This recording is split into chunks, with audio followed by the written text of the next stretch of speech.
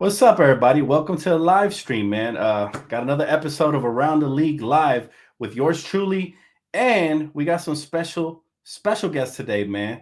Everybody, give a nice warm welcome to Joe. What's up, Diehard everybody? Laker fan. What's up, brother? Welcome.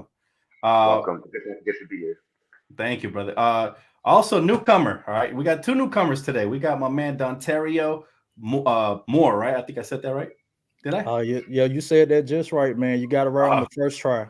all right, man. Nice to meet you guys, man. Nice to meet you And too. we got to bring the veteran. You guys know who it is, man. It's your boy Mees, the GM. How y'all doing today, fellas? Blessed, man. Blessed. Doing, Man, doing glad great, to have man. you. Glad to have y'all on here for another episode, man. Now, Sure. it is Los Angeles, so we got to start right here in our backyard, of course, man. Lakers finally making a trade, finally. And then we landed 6'8", 7'2" wingspan forward Rui Hachimura, right? He had his boy. debut. He went 4 for 7 from the field yesterday. Phenomenal. In my opinion, I thought it was a phenomenal debut. What'd you guys think, man? Anybody feel free to chime in.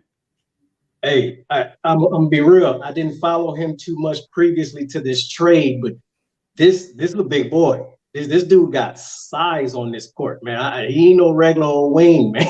I'm Absolutely. impressed. He got a jumper. He got the mid range, the three ball. I think we about to be a problem, man. It's gonna Okay. be a problem. I like that. Anybody else want to chime in on that? Yeah, man. Like I told you, Dan, the other day, I've been following him since he played at Gonzaga. He was a baller then.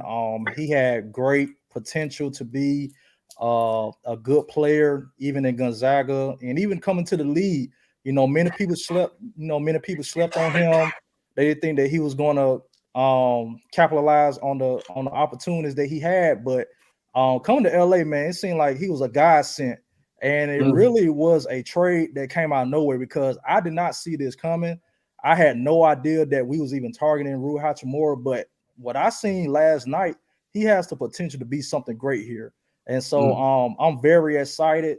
And him playing last night and us making the trade kind of got me excited watching Lakers basketball again. So That's you right. know, That's right, it's man. good to be back, man. Good to be back. But he's Yes, a great sir. potential. Man, I was just glad to see somebody over 6'2" on the Lakers. Finally. Yeah. Hey, absolutely. Agreed.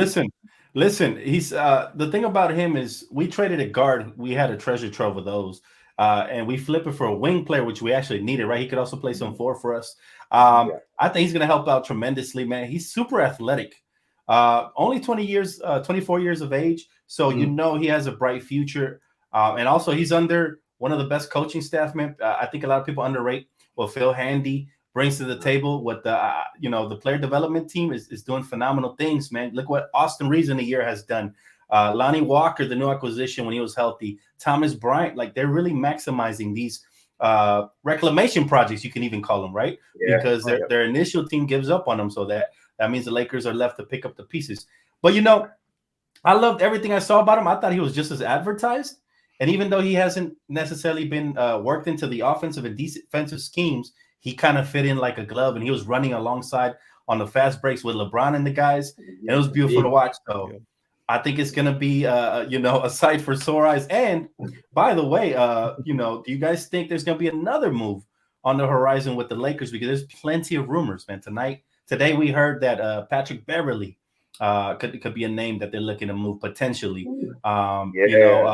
We've heard Lonnie Walker's name come up. Do you guys see any potential targets out there in the trade deadline for the Lakers? So look, I was discouraged. I was in the camp like Lakers are not doing anything for the rest of the season. And then when this Hachimura trade happened, it got me excited again, man. So I feel like you've been hearing some clips from Rob lately, and I think he's in it, man. At first I was kind of wondering, is he really serious about maximizing this window with LeBron and AD? And I think he is, man. So I think you're going to see Pat Bev gone. I think Lonnie Walker is one of our best assets to trade, and Russ. I feel like we as well as he's playing on and off, I feel like we got to move him. We can't just let him walk for nothing. That's what I think. Okay.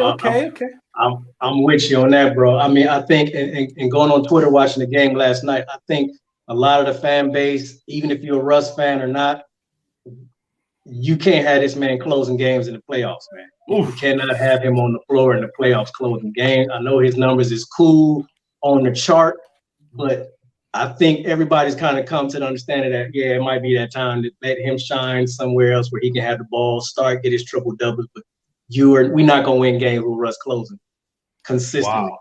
Okay. Hey, you guys jumped on to my next topic. I was just gonna ask you if it's possible for the Lakers to win a championship with Russell Westbrook, or should we trade him? Shout out to Joe for he brought it up. By the way, hey, Randolph, I appreciate you, bro. Very kind of you. He says, all I see is 4 Laker fandom Hall of Famers. Thank Appreciate you, Randolph, man. Means the world, man. By the way, today is a 3-year anniversary, or what? Not even anniversary. I shouldn't say that. Today is a 3-year date. That we lost a great human being. Well, a couple of them actually. And Kobe Bryant, man. I want to know what Kobe meant to y'all, man, individually, because I know you guys have heard plenty of times what he means to me. I want y'all to let. I like it. I like it. Okay, there we go. My guy came out with the fire. Both of the jerseys hanging for his record. That's what's up, brother. That is what's up, man. Hey, look, man, it's a tough day today. I rarely watch highlights and stuff like that, just because. Just those memories are beautiful but painful at the same time, man. But I think, even though he's gone, he still lives through everything that the Lakers stand for, man. He is Los Angeles to me. And I know Dontario's a diehard LeBron fan. So as a LeBron fan, bro, let me ask you, what did Kobe Bryant mean to you as well? Well, man, ironically, man, when I started watching basketball around the mid-90s, went back in the day when it was NBA on NBC, that tone. I started watching the Lakers, man. It was something about that purple and gold, man, that kind of it stuck out to me. I'm like, this is a team I can really get behind. And one of the players that I started watching was Kobe. When Kobe and Shaq, he had Rick Fox, he had the squad there, and they was on the cusp of going for a 3-peat. And Kobe, watching Kobe from the beginning, he didn't quite stick out to me like that. I wasn't really a fan because he came off as arrogant, selfish, all about himself. But later on through the years, when he started to mature, and even when he went from number 8 to 24, I started to see a little maturity. And I'm like, okay, this is a guy I can really get behind. This is a guy that really can motivate somebody. And it's like ever since he got late on in the years and he was just doing what he was doing, he was transitioning into the latter part of his career, going into winning Grammys and stuff. He kind of earned my respect. He earned my full respect, man. And you see that, and you see that and you saw that transitioning even to his daughter and his family, man. And so Kobe is well respected, man. He's well respected to me. He's near and dear to my heart. And even on today, Dan, when you sent out that tribute, I shared a few tears, and I'm not known to being a crier, but I shared a few tears today, man, because he was just that great on and off the court. Absolutely. Hey, listen, man. I'm sure he touched even more than just Laker fan. He touched the world with the way you guys saw that documentary on Netflix, right? The way that China was just going berserk for my man Kobe. Like everybody else was getting love, but this man was idolized over there, man. Real tough. It's beautiful to see. You see the impact. What's up, Meese? You got anything to add, brother? Hey, bro. As you know, born and raised in Inglewood, we bleed that purple and gold, man. And when this skinny 17-year-old kid first came to LA, man, just lit the city on fire. I don't know if y'all remember the preseason dunk. No. The preseason it was in Vegas. Where he had his sisters in the crowd. Yeah. That first one is when it was game over. I started taping from his rookie year. His first 14 years of his career are sitting in my garage on VHS tape right now. And the only reason I stopped is because I couldn't buy any more VHS tapes to keep recording. Everything phased out. I recorded every single dribble of this dude's career up to that point. And in one word to describe this man is killer.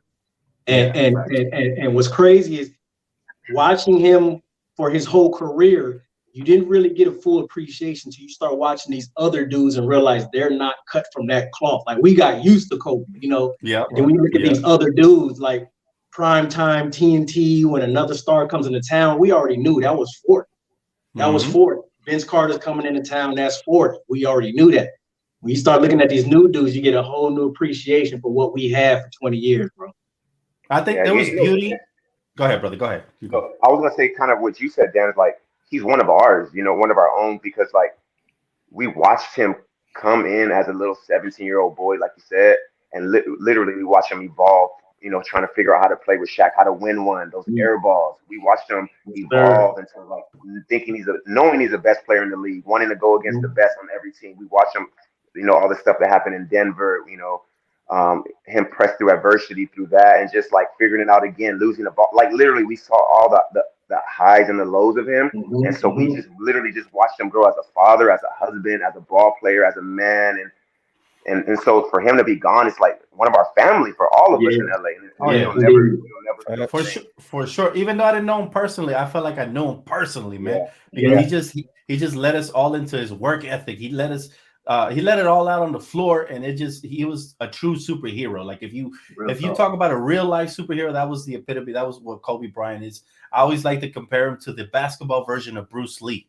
This dude was ahead of his time, and he wasn't catering to the media. He wasn't, he played villain to a lot of other teams and a lot of other fan bases. But that's the beauty of it. You love a good villain in a movie, man. Nothing makes a great movie like a great villain. So to us, he was a hero. But, eventually, unfortunately, when he passed, I'm pretty sure the world saw him from our lens as a superhero, man. And we grieve every year, man. Every day we grieve and every day we miss him. But it was truly a pleasure to watch this young man grow in front of our eyes. All right. Now, it wouldn't be called Around the League if we just stuck in our backyard and just talked Lakers. So I do got to move on, man. There's a rumor that Trae Young has signed with Clutch Sports. Okay, Ice Trae. Having multiple tradable picks heading into the off season. I'm not starting nothing, right? But I'm just saying. Would you guys be interested in the Lakers possibly pursuing a Trae Young trade? Why or why not? Anybody can take it from here, man. It's a little tough. The silence tells you everything you need to know, huh? The silence. Right. Me personally, I may have to pass on it. I just think it's a better fit for our team. I just haven't seen enough from him where I can be like, he's the next guy going forward. Post LeBron, just him and AD. He's too little. He's too little, man. He's too light to watch. Yeah. Don't get me wrong.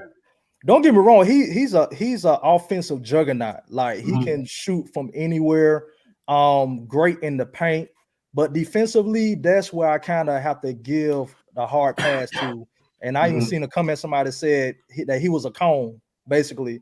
So I'm gonna have to pass on that because, like I said, offensively, he's great. He's very gifted offensively. But on the defensive end, I just need something a little bit more balanced. I need somebody a little bit more balanced on the team. Okay, that's fair enough, guys. That's fair enough, gentlemen. But I myself like to play the bad guy role. And I'm a big fan of Trae Young, not just because of his skill set but his killer mentality. We just talked about somebody killer mentality, and Ice Trae with the Lakers would be so much different than with Atlanta. Now, we're talking about somebody who led their team to the Eastern Conference Finals at one point. All right, we're talking about somebody who could put up 30 any given night, and we're talking about a poor man's version of Steph Curry that LeBron can actually play with, man. I think we're underestimating the value in that. Not to mention, we could always build a team that could make up for his defensive lapses, right? Can you imagine the firepower from having a sharpshooter like Trae? Mind you, though, this is my only con about the whole situation, is that Trae Young needs the ball in his hands to be effective, right? So that is the only thing that I hold back and say, okay, man, we don't want to have another Russell Westbrook type situation here, right? But the fact that he's a sharpshooter and is a 3-level scorer and can take over at any minute, I'm trading both of them motherfucking picks for him right off the top. Listen, if I have to throw in some seconds, I'm going for it, bro. Let me say this. So I'm gonna apologize to Trae Young because when I saw him play at Oklahoma, he was putting up like 25 and like 10 or 15, something crazy. But I didn't think his game would translate to the NBA. I was telling all my boys, there's no way this dude's game would translate. So he proved me wrong. So I got to give him that. Yeah. Okay. I'm with you, Joe, on that. Yeah. At least Trae got some love. All right. Now, let's move on to okay. What in the world is going on with Jay Crowder, y'all? Like this man has been like we forgot he existed in the NBA ranks. Like he's Man. been sitting over there, man. I don't even know if he's an NBA player at this point. Bad karma for what he did to the Phoenix karma. Karma. Yeah, we hit you with this. Yeah, ain't no Now fun when listen. the rapper got the gun. Now listen, I'm no fan of Jay Crowder, but would you guys take him on the Lakers, man? That's my question. I would. I really would. He's tough. He's physical. He's gonna do the dirty. He's basically like a Pat Bev, but with some size to him, and he's strong. Right. You know, so he could guard the other team's best player on the perimeter. He'll get under your skin, and he's physical, and he can knock down the three at a high clip. So yeah, for sure. Yeah, you took the words right. Yeah, you took the words. You took the words right out of my mouth, Joe. I was gonna say he's an upsized Patrick Beverly, a person who can knock down the three. He's great defensively. I would just need for him to buy in, just to buy in. Don't try to come in and try to be an alpha dog. We got LeBron, we got AD to do all that. So we don't need no more alpha dogs on the team. Just come in and do your role. Okay, let me ask y'all this. Let me make it a little bit harder for you because it's too easy of a question. Of course, we would take him, right? But what is it going to take? Y'all giving up a protector first? I'm not. Oh no. Hard. Are you guys giving up a young piece like Max Christie? Nah. Max Christie is starting to find himself. Yeah, no, that's real. He's starting. So I guess it boils down to: are you all in today? Or are you trying to build for the future? Like for me, I'm on the camp right now. Like I'm all in for LeBron and AD this season. So what? Hey, I'll do it tomorrow. So I would. Okay. Oh, controversial. So my man's letting go of Max. And Dan already know I was not sold on this roster coming in. Even before the season even started, I was not sold on this roster. I feel like we were just 1, 2, 3 trades away from being a true contender. We already made one trade. Now let's go and get the other one. I think 95% of Laker Nation felt the way you did, bro. Because I don't think anybody was sold on this roster. We had all these midgets running around the perimeter. Yeah. Man. You know, we look like Oompa Loompas out there compared to these wings. You know, so yeah, I agree, bro. And it's one of those things where I agree. This trade to me is going to make somewhat of an impact, right? But if we want to get to that next level, there's still plenty of good pieces to have, man. Anybody out here in the trade deadline catches your guys' eye that you guys will say, you know what? He would put us as a championship contender, legit, like a legitimate one. So I'm before this, I'm still all in on Bogdanovich personally. Yep, that was me. That's what I'm about to say. I mean, I think that's back. the one. Before him, I wanted Kuz back, but when we got Hachimura, I was like, okay, maybe that's not going to happen. But I've been wanting Bogdanovich for about a year and a half now. Yes, right. I think he's that missing link. I think it's a wrap if we can get him. Let me throw this at y'all. If I'm Rob, I'm revisiting that Indiana trade with Buddy Hield and Miles Turner. Why could you imagine a lineup with Dennis Schroeder, Buddy Hield, LeBron, AD, Miles Turner? If that's not a needle mover, I don't know what is. Hey, bro, got everything. I'm with you. Me personally, though, I love the lineup, but I'm gonna move Bron back to where he's supposed to be at the point, and then let Buddy Hield, Miles Turner, AD, and the new cat Ruiz. You know, I like to see Dennis Schroeder back on the bench where he can shine as a 6-man. So LeBron at the 1, Buddy Hield at the 2, Rui at 3, AD at the 4, and Miles Turner at the 5. Sir, I like it. Yeah, that's important because essentially, if we were to make that deal, Russ is gone, so that spark off the bench is gone. So Dennis is going to have to, like you said, he would have to play that role. Yeah. With Russell Westbrook gone, I think that's an addition by subtraction in itself because man, that ego right there, man, is drowning out the locker room, man. I don't know if you guys are paying attention to the body language. The body language is scary for me right now. LeBron looked like he was, for the first time in his career, getting ready to knock out motherfuckers, man. He was sitting there like live TV. I was like, we're talking about the role model of the NBA was getting ready to go Kimbo Slice and we can't have that. You can't have your superstar, your leader, your role model looking like that on TNT, man. It's a bad look. So I do blame some of that on Westbrook. Now Westbrook stands will call me a hater, but if y'all remember years ago, I wanted Westbrook here. When he got here, I was excited because I thought he would buy in. He would put the ego to the side. He would come off the bench and do whatever. I was like, okay, we got the next Lamar Odom. But that didn't happen, right? Not everybody is capable of making a sacrifice to come off the bench. Sacrifice your numbers and do what it's best for the team, right? And that's why I think we took guys, not we, but a lot of people did. They took guys like Kuz, guys that were willing to sacrifice like KCP, where their stats wasn't looking so hot, but they were doing the little things on the court, the defense, the rebounding, the playmaking, the spotting up, knocking down shots, or coming off the bench if it was necessary. And that is what got lost in that Russell Westbrook trade. So if we do trade Russell Westbrook, we need pieces that are going to come in. No ego, man. If we get Terry Rozier, I don't want to hear none of that scary Terry BS, man. I need him to come in as 6th man of the year, Terry Rozier. If we trade for other pieces, wherever we get, man, whether you get 5 minutes or 15, be happy, because if we get the win, that's what's most important, right? So that's what I'm hoping for at the trade deadline. A little bit of more camaraderie from this roster, because I see the chemistry's lacking. Remember, in 2020, that chemistry was off the hazy, man. It was off the chain. Indeed. Man. Yeah.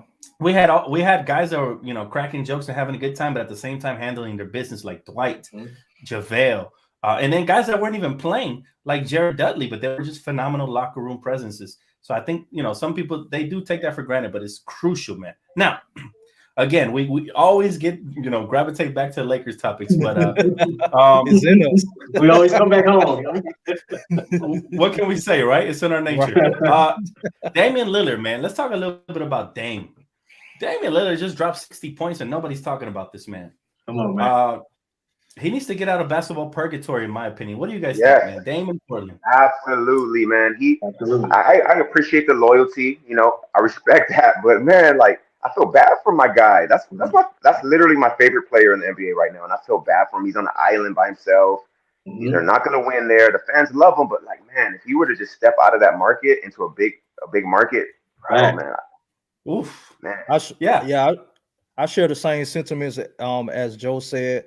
He just need to go ahead and get out of Dodge, because I don't see him doing anything in Portland except get a whole lot of money and don't have any playoff runs. You know, you even look at Giannis, you know, even though he didn't go join a super team, he stayed in Milwaukee. They built a team around it. And I don't see Portland grabbing that extra star to go join Dame. When you look at Portland's not really a big market, you know, such as a LA, you know, such as a Miami, you know what I'm saying? So I feel like in order for Dame to really get to that place of winning the championship, he's going to have to leave Portland. But I don't think he's going to do that, because he's really loyal to the core, to a fault. Okay, guys, how about this, though? Do you think Dame could be the best player on the championship team? I think you got to add the right pieces. I think he could be the best Robin. You know, I think he could be the best Robin we've probably seen since Scottie Pippen. But I don't think he could be the Michael Jordan of a team, just because even though he's elite, you see the NBA, man, the last couple of years, teams are dominating through that wing position. Now, Curry was the best player last year in the championship team, but Curry's just different, right? Thing about Damian Lillard is, that loyalty narrative is getting tired and old, bro. Like, we have respect for Damian, but do we really have respect for Damian? He didn't even make it to the starting lineup in the Western Conference. I got the starting lineup right here and the All-Stars, man. So how much respect, do we have for Damian Lillard? Zion made it over him. And rightfully so. He's exciting to watch. I'd rather watch Zion in the All-Star game dunking and shit than Damian Lillard, shooting half-court shots. But that's just me. LeBron made it. Yeah, he's still the king. Jokic, of course. Steph and Luka. Who got snubbed besides Dame in the West? Who's missing, man? I know somebody's missing. It's hard to right off the top. What about Ja? I was gonna say Ja. Ja Morant gets snubbed for sure, because one of the bigger stars, even with the gritty bullshit, is still one of the biggest stars, man. And then I think the Kings have done phenomenal. I'm kind of shocked none of those dudes cracked the starting, even though they're way better players, but still. And again, it's a small market, right? It's a small market. So what? It's the curse of the small market, right? The Kings. That's why none of the Kings. Yeah. Well, they happy as long as they lighten the beam. That's all they need over there. So it's all. Yeah, that's real. And I got one question for Ja. You still fine in the West? Oh, okay. He's just fine in the West, bro. All right. Out east, guys. Out east, Giannis, Tatum, Durant, Kyrie, and Donovan Mitchell are the starters. Who got snubbed, man? Joel snubbed? for sure. I Ooh, don't Joel. feel Yeah, like, yeah, yeah. Joel. I don't Ooh. feel like Joel should have been snubbed. I feel like But he should who have you got. kick out for Joel? I'm taking out. I say Ooh, good Donovan question. Mitchell. I'm taking out Donovan. Ooh. That's tough. Oh, That's okay. tough. I'm taking out I got Durant. you. He's injured anyways. I'm taking out Mm. Durant. Yeah, that's true. That's Oh, true. but Even though Durant before he he's went having down, he was an MVP candidate. Yeah. that's true. That's true. But what you think he'll be back by the All-Star game? I don't know. I don't even know they No. should play him there after Oh, his the last time I checked on that, they say he was gonna be out for at least 4 more weeks Ooh. for Right. Kevin I'm Durant. sure he'll figure out how to play against the Lakers and then go sit back down for a few more weeks. Huh? Oh man. Oh man, Tell me How they about do. it. Tell me about it. That's tough. You know what, man? Everybody figures out how to play versus the Lakers, and they look like they never missed a beat. That's the worst Hey, part. that's real. But again, that gravitational pull. We back at the Lakers again. All right. All right. Listen. Besides the Lakers, right? Because I think we can all agree that Damian on the Lakers is a guaranteed chip. You know, where would he be a perfect fit? Where do you guys foresee him going where he can make a way bigger impact in Portland? Man, imagine him playing alongside Giannis. Oh, okay, that's Ooh. one. Milwaukee will be dope. That's kind of nasty, right? Yeah. Because you can't really triple team Giannis when somebody's pulling from the logo. You know, it makes it really difficult on defense. That's a good one. I'm throwing I one year. actually see him be swapped out in Miami. Actually. Oh, you jacked me, bro. I was gonna say that. B. Come on, man. Yep, Get out my head. Yo, Miami would be He fits perfect, that culture, man. right? He fits that culture. Yeah. Yep. I mean, can you imagine him in a Heat uniform? That'd be kind of scary hours right there. Crazy, bro. Alongside Bam Adebayo and Jimmy Butler. Oh man. And if they are able to keep Tyler Hero, that's scary. All right. Did y'all watch the game yesterday between Memphis and Golden State or not? Yeah. Oh, I thought you were about to say. No, you know what I'm about to talk about. Steph Curry. All right. For those of you that didn't watch it, for those of you in the chat too that didn't watch it, last night Steph Curry gets mad at Jordan Poole for not passing him the ball when he's wide open. He's clapping his hands and stuff versus Memphis, and then he throws his mouthpiece and he gets ejected. Right now, all of this gets swept under the rug to some degree because he hit the game-winning. Was it layup or whatever? But is that a big deal that Jordan Poole no longer listens to the veterans after Draymond knocked his ass out? Talk to me, man. Talk to me, y'all. Because I've been saying it all year. It might be the young kid spreading his wings a little bit. He's feeling himself a little bit. You know, trying to earn his spot now. Trying to tune cats out. Right. Because you I would say a new big three is emerging. Curry, Poole and Thompson. I feel like Poole's trying to kick Draymond out of there. Yeah. Because that sucker punch at practice.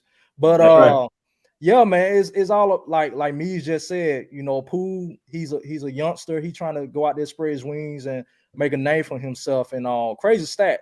This is the third time Stephen Curry, all the time Stephen Curry's been ejected, he's always thrown his mouthpiece. So he's 3-0 in that department. So but yeah, I mean, it's disgusting. This dude throwing all that saliva everywhere. I don't think it's a big deal at all. You know, only because the Warriors have proven to be a championship pedigree team. They've been through adversity. They've fought through the worst. You know, they had the highs and lows. They know how to come back. So like stuff like this is regular for championship teams, as you guys know. For championship teams, they're going to go through this stuff. So I don't think it's a big deal at all. Right. But to play devil's advocate here a little bit, I actually do think it's a big deal because what you just mentioned, Joe, that, you know, championship teams go through this, but do they win? That's the question. I mean, 04 the Lakers is the perfect example. You know, after dominating a whole generation, they come out here and they laid an egg, partially due to injuries. I'll give them that. But that chemistry really bothered. And I recently been watching interviews with Draymond. He claims to have his locker room right next to Jordan Poole. I know Jordan Poole is looking over his shoulder every minute now. You know, I know he's twitching out here in the locker room and stuff. But listen, he said that things aren't the same, right? So it's really hard to get through to young players when you knock them out, right? They're not going to listen to you. They're going to shut you out.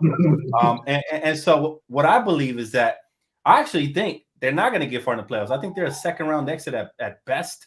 And as much talent as they had, because trust me, had that not happened, they would have been probably one of my favorites to repeat, right? Because they have the talent for sure. I agree with y'all in that sense. But think about this, right?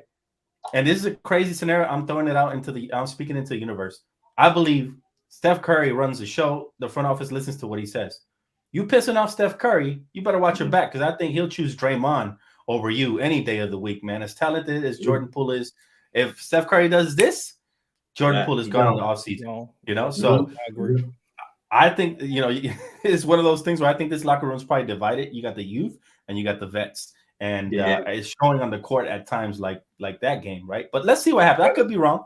Let's see what happens. You know what's crazy about what you said, Dan? The crazy thing is like the Warriors literally built the perfect way. Like the year that Steph was down, I think Clay was down a lot of that year. It allowed these young guys to grow, and they just hit at the same time. That's why they won, because they had a whole year without these older guys hovering over them, and they got to play the ball the right way, the way they wanted to play. Now they just mesh. And so, imagine they trade them. They can get hella assets for Jordan Poole. They could. I think he's going to get start player type evaluation in return, even though I don't think he's that yet. But I think he'll get that type of evaluation from a team for sure. And like you said, they've built the right way, man. My hopes was when we drafted Brandon Ingram and all these young studs that we would add superstars and build that way as well, you know? So it didn't happen that way, but hey, you know, Lakers are all about championships. They'll sacrifice anything, man, to get those championships, right? And again, since we're on the topic and we got gravitated back to Lakers, I'll say this, man. Look, there's a report, right, that Rui Hachimura trade. After that trade, we can still add a Buddy Hield with a package potentially of like Lonnie Walker, Patrick Beverly, Damian Jones, and some seconds. You guys interested in that? I got to do that. And the main reason why, as much as I would hate to let go of Lonnie, Rui's upside kind of kills that. And he's going to take all the minutes away from Lonnie anyway. So I'm jumping on that in a heartbeat. I feel the same way as me. I'm pulling that trigger in a heartbeat. And it seems like for years now, Buddy Hield has been linked to the Lakers for basically a bunch of years, man. And I feel like now this year we have a real opportunity of attaining him. Even before the talk of Russell Westbrook was coming to LA, I always said I wish we would have pulled the trade for Kyle Kuzma for Buddy Hield from Sacramento, but we instead went with Russell Westbrook. And I feel like, to me personally, that set us back. That was a mistake by Rob. You know, I feel like Buddy Hield was more of a fit than Russell Westbrook, but we're here now. So, I mean, it is what it is. But I'm pulling that trade for Buddy Hield because Buddy Hield gives us a consistent shooter. He's been a consistent shooter out for the majority of his career. And having shown like that, surrounded with LeBron, surrounded with AD, and to an extent surrounded by Rui Hachimura now, you know, you can imagine the open looks that he's going to get on this squad. It's going to be layup drills. Layup drills. Yeah. That's real. You're right about that. It's going to be a nightmare for me. It could be interesting. Listen, it could be interesting. I think that package just seems a little too much for me. Just because, man, they're getting a young prospect in Lonnie Walker. They're getting, what else are they getting? They're getting second round picks and stuff. Look, I'll say this. Buddy Hield is very intriguing, but I also think it's one of those, gambling type trades because we've all seen the shooters come to LA and then sometimes they're good, sometimes they're not, right? Buddy Hield played for two very small market teams, so he's been solid there. But will that translate? I think it can. It can, definitely. But will it, you know? And if you give up a sizable trade, you're giving up Lonnie Walker, who we already saw could play good when he feels healthy, right? You're giving up second-round picks, which don't matter. You could buy those, man. Those are like Happy Meal toys. They just include them in every package, man. So you could buy that, don't matter. But I want to gamble and see what Lonnie brings to the table if he comes back fully healthy. He's been out for quite some time, right? They sent him to the G League today, matter of fact, to get his, ramp up and get ready potentially for Saturday. So I'm excited to see that. But it is an intriguing trade. Another intriguing package or player that's been rumored today. This just happened today, so I'm bringing it to y'all, man. I want to hear what your opinion is on this player. Karis LeVert from the Cleveland Cavaliers. Okay, Lakers, Jazz, and Clippers all rumored to be interested in him. You guys interested?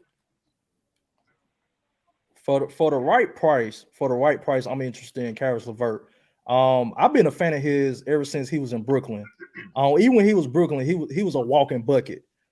He can slash, he can play the three, he can shoot the three, and from here and there, he can play defense as well. He's 6'7".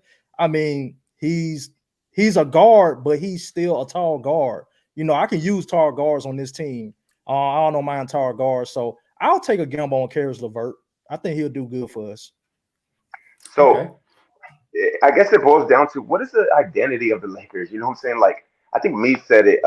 Getting LeBron back at the point, right? The formula for 2020 worked, surrounding LeBron around big guards that could shoot the ball or big wings that could shoot the ball. Like that's like what is our DNA? I guess that's the question. Does he fit the DNA? Do the Lakers even have a DNA or identity? You know, I don't know. Yeah. Good question. Well, to answer that, man, I believe the Lakers right now are like a pancake. You know, when you first start battering it up and you're starting to get it together to get cooked, it's not quite battered yet. You got to put it on the on the skillet first and see what forms out. When the season started, I thought our identity was a defensive-minded team that would get out in transition and use our youth. Right? We were a top 5 defensive team at one point, but then Anthony Davis injury happened and we just fell out the bottom of the league. Right? Now, with this Rui Hachimura trade, we could potentially develop a similar defensive-minded identity. I hope that's the case. That'll get us further in the playoffs, right? So then you got to ask yourself, how does Karis LeVert fit this type of identity, right? Well, my only concern with Karis LeVert is that he's a very streaky player, and he hasn't been the same after the injury, right? It's almost like Victor Oladipo, where these dudes were on the path to becoming all-stars, but then they got tremendously hurt. So it would be somewhat of a gamble. And as much as I like Karis LeVert after the Kendrick Nunn experiment, I'm just not sure if we should be getting more potentially injury-riddled players. You know, when you have so many other options out there, like if that's the case, take a flyer on Gary Harris. I think he fits us a little bit better. You know, 3-and-D defensive potential type player. I think would be nice. Guys like that. There's just so many options out there. You guys heard the Toronto Raptor rumors. Man, listen, if we get a player named OG in purple and gold, I'm copping that jersey. That's OG LA. More notably, Gary Trent Jr. has been rumored to be on the move. He would be a good fit here as well. My favorite player from the Raptors, Pascal Siakam, believe it or not, he's been in the rumor mill. I don't know what to believe. You just never know. But if he's attainable, I'm throwing everything, man. I'm throwing everything and a year subscription to King Taco, whatever it takes to get this man in purple and gold. Because that could be. How y'all feel about Pascal Siakam? I feel like this dude, man. I'm giving up both the picks. But where would he fit next to LeBron? That's what I'm about to ask. Play AD at the 5. That'll be my question. Well, this is why I say positionless basketball. That's on the coach. We're giving you the tools. It's up to coach to sharpen those suckers up. If I'm the coach, if I'm the coach, I'm doing what my man Dontario said. If we make this trade, I'm putting LeBron at the point guard, and everybody else going to line up right next to him, all the way to the center position. My lineup would look like LeBron James at the 1. I'm throwing the Monstars out there. All right, maybe it's a little delusional, but look, I got Bron at the point. I got Rui Hachimura at the 2. Yeah, a 6'8" 2 guard who can run the floor and space the floor. I'm doing it. All right, call me crazy, but I'm Dr. Dan right now. At the 3, give me Pascal Siakam. At the 4, give me Anthony Marchand, the Unibrow Davis, aka Champ. And at the 5, whoever's left. All right, is it Thomas Bryant? Is it anybody, man? So I want a team that's gonna put the fear in the opponent on a 7-game series. We have something similar to it right now. But if you get that missing piece, people have mentioned Bogdanovich. Bogdanovich would be sweet, right? But if you're trading up first-round picks, go for the home run, go for the grand slam, man. Go out there and give me somebody like OG and a combination of OG and Gary Trent, or go for the real star of the team, in my opinion, which is Pascal Siakam. I mean, are you guys opposed to that? And you go ahead, Mies. I'm not opposed, but I'm looking at more the fit. And for the size and skill set, I would still probably take Bogdanovich for that spot over Siakam, just for a more flawless fit. Okay. I even discussed this with Joel last night on one of his posts. I think that Rob's taking more of a young approach this time around. I think he's done with the 33 plus. I think he's done with the AAA department. We went there, we did all that last year, and we seen how it worked. So I feel like with OG and Pascal Siakam, now I know this will be a high risk, high reward type of move, but I'm going LeBron at the point. I'm doing OG at the 2, I'm doing Rui at the 3. Mhm. I'm doing Pascal Siakam at the 4, and I'm praying with this. I'm doing AD at the 5. Now that all depends on if AD can stay healthy. But me personally, I like AD at the 4.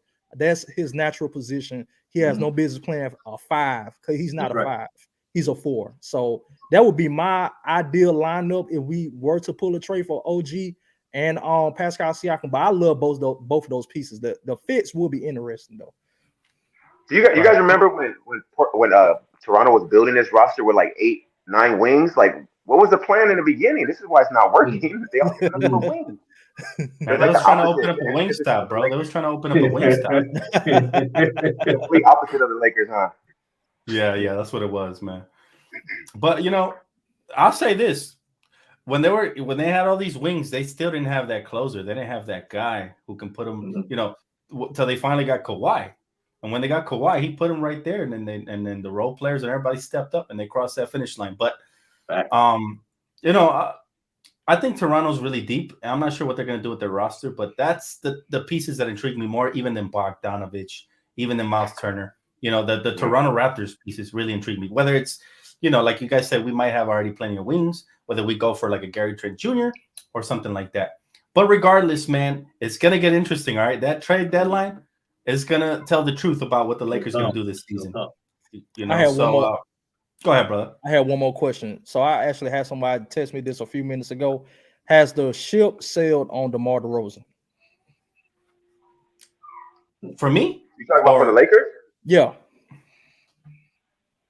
I don't think it's sailed. I don't think it has sailed, but it depends what the asking price is, because DeMar DeRozan is really freaking good. But how does he fit on this team with the floor spacing and all that? You don't want another situation where you don't want another situation where you have to bring him off the bench because it's going to make it really stagnant. That's the only thing. But do I like him offensively? Hell yeah, I love DeMar. He's from my hometown, so of course I love him. But I actually prefer the other options we've talked about. What do you guys think, though? I personally think Go ahead, me. Oh, sorry. I personally think I wouldn't pull the trigger on an older DeMar right now because of his skill set. I think what Ruiz is capable of doing would nullify what DeRozan is capable of doing. So you would need more of a catch and shoot next to Ruiz and LeBron on the floor. And you guys know what happens to DeMar in the playoffs, right? Tough. One word for that, LeBronto. That is true, man. LeBron owns that era of Toronto basketball. That's a fact. If not, who knows? Maybe they would have got further. But you're right. DeMar has choked in the playoffs. But so has Kyle Lowry, and he was able to redeem himself. So you never know, Bro, right? how cold was it, though, to spend your whole career in one city and then you get traded and then they win the chip the year after you've gone, man? That's cold. That's why I think the fans shouldn't get upset when players request trades, because the owners treat it as a business. So when the players do it, all of a sudden they're traitors and treacherous and villains and all this and that. So keep the same energy for everybody out there, that's always hating on these players for requesting trades. That's what I got to say about it. And I think that's one of the reasons why Damian Lillard hasn't requested a trade yet, because he's afraid of the backlash that he's going to get from Portland. See, I thought he was all about loyalty. Now he's trying to run. Like you have to block out that noise. You got to block that out and do what you have to do for your career. Absolutely. Hey, Dan, let me ask you something, bro.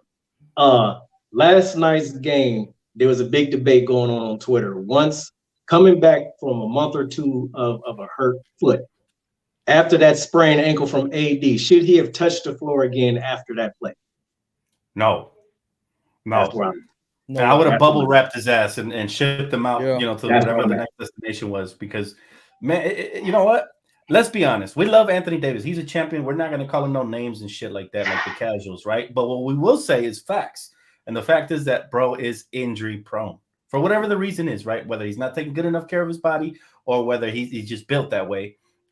Every time he hits the ground, I think everybody skips a heartbeat, right? Collectively moan and groan, So I do, it's not our fault. At this point, it's not really trolling. It's just the fact that it's like it's what has happened the last couple of years with AD, And he almost I don't know if he's going to play in the next game, to be honest. You never know. What if they say sore right ankle or something? I don't know. It could be anything. So and ever since he's been drafted, he has never played a full NBA season.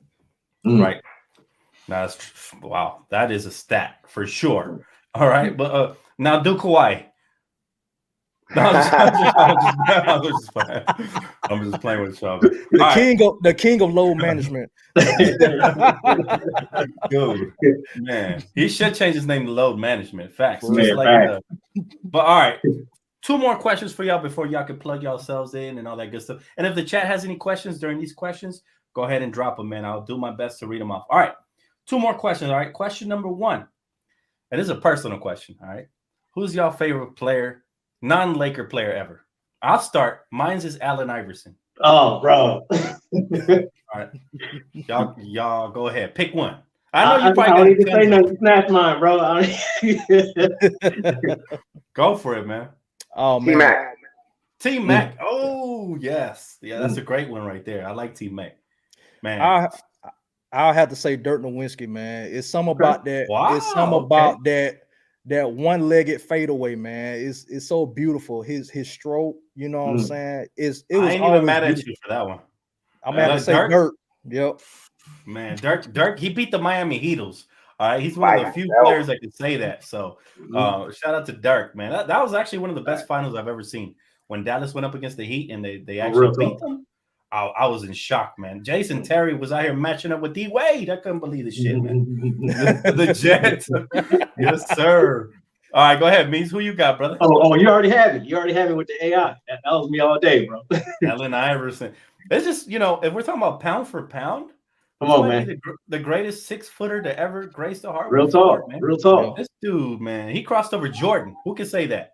Man, that shows how he wore his heart on his sleeve every single time. We can listen. Matter of fact, it's hard to pick just one player, right? Because there's so many greats. Yeah. Who's your top 3? I'm gonna hit y'all with the top 3, man. Top 3 all time? Non-Laker favorite superstars.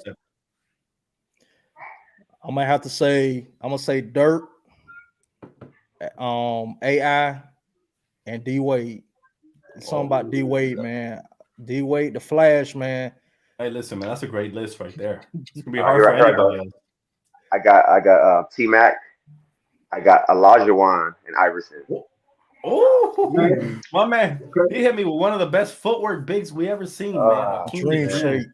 Crazy. That's a great list too, man. That is a great list. All right, go ahead, Mees. I see over there cooking something up. That's a tough one. I'm gonna still have to roll with AI. Giannis is now in that group for me. All time. Wow. Okay. Wow. My third guy, I may have to roll with Don and roll with D Wade. Wow, D Wade cracking lists these days, man. Crazy. Man, listen, I'm gonna say this. All right, I'm not a D Wade hater, but not on Kobe's 3-year. I can't pick D Wade because of the All-Star game. I still hold grudges with D Wade. and let's not forget he was a horrible judge. Okay, let's not forget he was a hey, no, that's bad. He snub Eric Gordon, man. Listen, that, 3rd and 50. That by itself removes him from any list for me. All right. Yeah, I try to block that out, Dan, but you're gonna throw it back up now. What can I say? Hey, listen, my top 3 ever. I gotta go Jordan because he's one of the GOATs. Right? Gotta go Allen Iverson because he's one of my GOATs. And then I'm gonna shock out with the 3rd one, man. The franchise, Steve Francis. I love watching this dude play, man. When this dude was in his prime. Let me throw an honorable mention in there. He's not pound for pound AI or the resume of these dudes, but on my personal GOAT list, Nick Van Exel, bro. Rock handles. Man, no championships, not on that caliber, but just in my personal GOAT category, Nick Van Dan, Exel. check this out. In 2019, I went to China with Coutinho Mobley. We did some basketball camps out there, and man, he was telling us stories about Stevie Franchise and Yao Ming. Like, it's crazy out there because, like, when you play with Yao Ming, you're a celebrity, so they treated Coutinho like he was like everything, and they're looking at me like, "Did you play?" I was like, No, I didn't play, man. I'm here. Hey, talk about a flex. My man just threw that in there. He said, I was in there with Casino. And okay, I see you, bro. Hey, listen, man. I love Coutinho Mobley up until he hit the Clippers. But up until, man, listen, Coutinho was great, man. He was fun to watch. There's so many great players. We could go on all night. But final question. I know that was a 2-part question. But the last one before I let y'all go, man. Where do the Lakers end up in the West? With this current roster, say they make no trades, this is the team. Where do they end up? What position? I got us 5-6 personally. With no more extra moves, I think we get 5-6.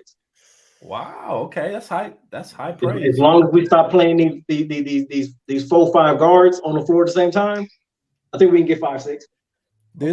This roster currently constructed. If we don't make any more moves, I still got us in the play-in at best. Yep.